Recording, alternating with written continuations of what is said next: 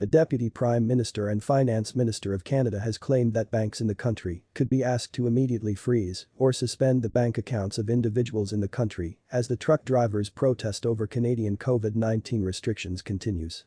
The finance chief and Deputy PM, Chrystia Freeland, stated, "We are broadening the scope of Canada's anti-money laundering and anti-terrorist financial rules so they cover crowdfunding platforms and the payment providers they use. In theory, such measures can be enacted without the need for a court order or worries about civil liability."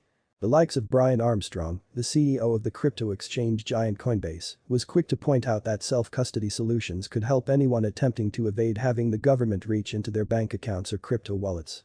El Salvador's President Nayib Bukele, who has pioneered the adoption of Bitcoin as legal tender in his country, offered some stinging criticism of the nation so often held up as a bastion of level-headed liberal democracy.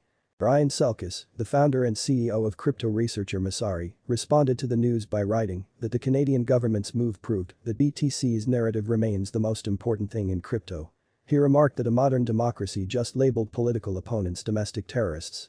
The protests, which have seen trade almost screech to halt in Canada due to extensive road blockages and closures, saw Ottawa enact a state of emergency earlier this month.